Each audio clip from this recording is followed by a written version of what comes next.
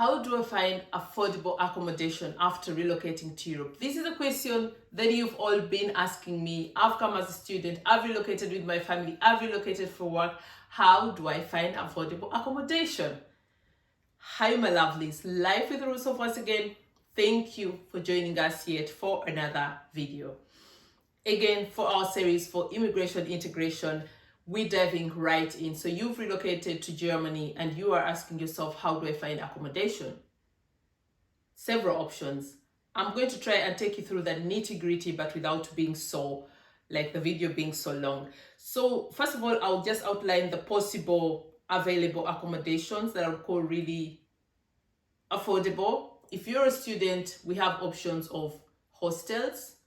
And that means hostels, either you can get your own apartment, but mostly it would be preferable if you share with other people. So we talk about a hostel basically means an apartment that you get to share with maybe 2-3 more other people. So that means if an apartment costs 600 euros and you're sharing it 2 people, then each one of you gets to pay 300. And the cheaper it becomes, the more people that share the apartment. You know, it has everything, kitchen, bathroom, living area, and so on, but you get to share the costs. Then we have Airbnbs. Everyone knows that is the big deal right now. You can very, very easily get affordable accommodation. And you can also get an Airbnb that you get to share with other students or other families. If you're okay with that, or if you're a single person, you can still get to share that with someone else. So that is what I would call for shared accommodation for a single person or a student. For families, we're talking about apartments. I'm going to be putting in a few German words every now and then so you understand. Anyway, if you're to search for an accommodation, you'll have to deal with the German words. So for families, mainly it would be apartments, what you call Wohnungen, Mietwohnung, or Miethaus. If you can afford that, that means a rented apartment or rented house. So when you're making your search in the newspapers, on the internet, and other websites that I'm going to be telling you about, you're going to see words like Mietwohnung or Miethaus. Okay, so that means a rental. Mieten means a rental. You really have to consider carefully where you stay if you want to work, of course. For example, if you're here on a job search visa or a work visa, I would advise someone to consider staying closer to the city because it's easier with the public transport and cheaper. That means you'll be connected to the train system, to the bus system, to the tram system, you know, which makes it very easy. But of course, if you love the countryside, you can still do that. We have a very good transport network and system that includes buses, trains. We don't really have trams in the countryside, but then at least you have the buses and trains. And of course, you'll consider probably having a car, a personal car, which makes it much, much easier. And then talking of Mietwohnung and Miethaus. So we have 2 things that you really have to know. You'll see in the adverts, or if you're searching for a house, there'll be what they call Kaltmiete and Warmmiete. So Kaltmiete means like the basic rent for the house or for the apartment without electricity, without water, without the heating costs most of the time. So that means, let's say I get an apartment that costs 500 euro Kaltmiete. That means when I'm calculating, I should also add at least like 150, 250 euros for the Warmmiete. Warmmiete, that means the 250 will include you paying for electricity, paying for the heating services, because again, we have winter, you'll need that. And then we're talking electricity, heating mainly, and of course, if you have like a cleaner, a housemeister, it will be included. But that means roughly, depending on where you're looking for accommodation, if it's in the countryside, it's possible to get an apartment, even a house that is as cheap as, depending on the area, you know, and how big and all that. We talk about 2-bedroomed, maybe apartment, you should consider roughly 600-700 euro upwards, but also depends on which country, on which district you're staying in. If you're talking about South Germany, Bayern, then it's much, much more expensive. We're talking Berlin, it's much more expensive. But roughly, the most important thing you should know is the difference between Kaltmiete and Warmmiete. Kaltmiete means you're paying for the apartment, but you've not yet talked about the costs of heating and electricity. Water is always included in the Kaltmiete. But you'll also find apartments that offer you the general price, including Warmmiete. So just so you know and keep that in mind. We're talking about which part or areas of Germany to stay. I always say, if you are someone of a migrant background, especially an African, I wouldn't advise you to stay in East Germany. It's not so conducive, and of course, you know our history. We have racism here, not in every area. Not everyone is a racist, and we have laws that protect us. But East Germany is not a place I would advise someone with migrant background, especially African migrant background, to live in. It's not so favorable. Any other parts of Germany are okay. So again, like I said, the options of accommodation are hostels, Airbnbs, apartment, that is Mietwohnung, or a house, Miethaus. You can also buy one if you can afford it, you know. So the question is, again, like I've been asked, how and where do I find affordable accommodation? So I'm just going to outline the websites. I will think about maybe pinning them in the comments. We have what we call ImmoScout24. That is like the biggest. You'll find anything and everything that you're looking for.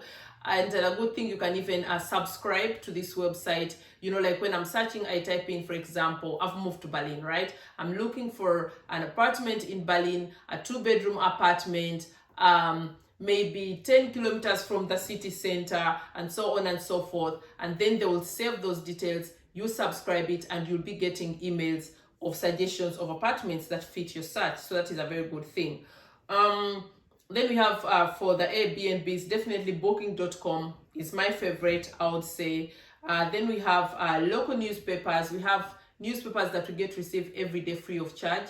Make sure you take those papers, because there are always announcements for apartments, you know, and houses. And they always have the best, I find they always have the best options, because you're dealing directly with the owners and not the what are they called?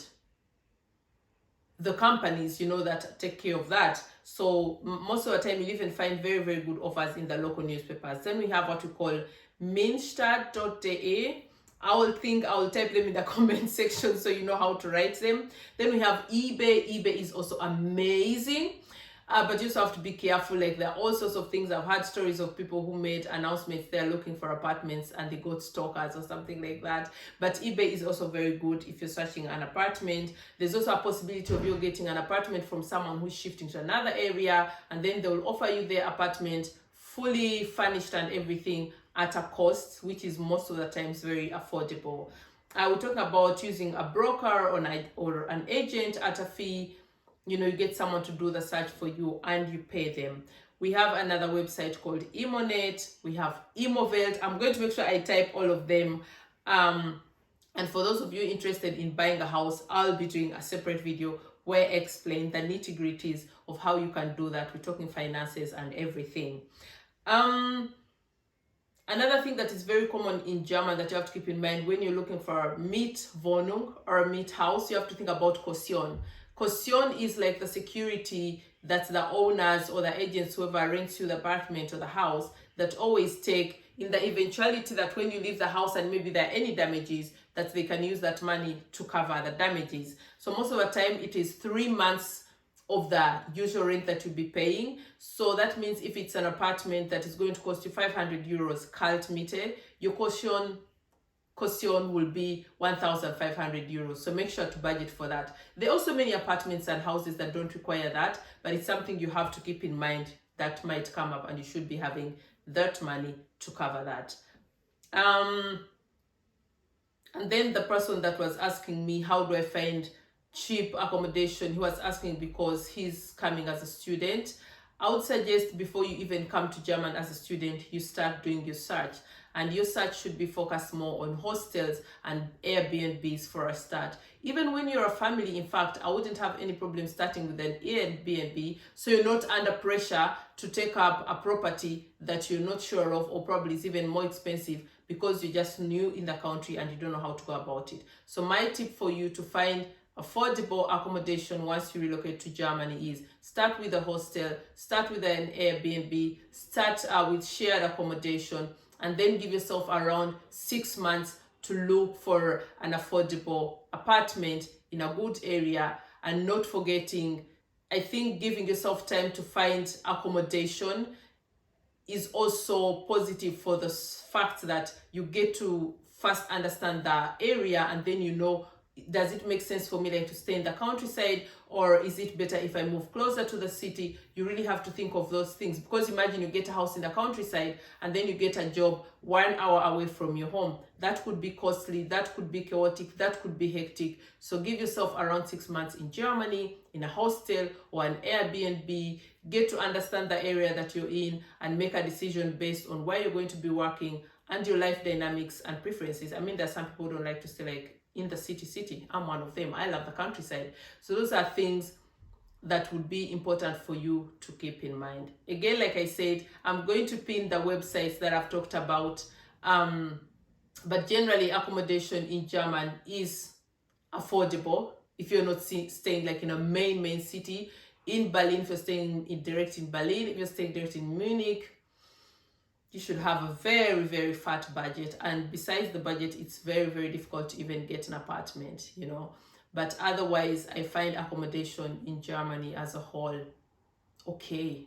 It is still okay. It's still affordable. At the moment, we have issues of, you know, people complaining it's too expensive, it's difficult, and here and there, again, depending on the city. But for starters, it should be affordable. I hope I've answered your question. And make sure to subscribe if you're new here. Turn on your notification button so you never miss out on anything. And if you're someone who has relocated to Germany and have gone through the system of looking for accommodation, maybe you can also let us know in the comment section. How did you go about it? What worked for you? Until next time, my loves.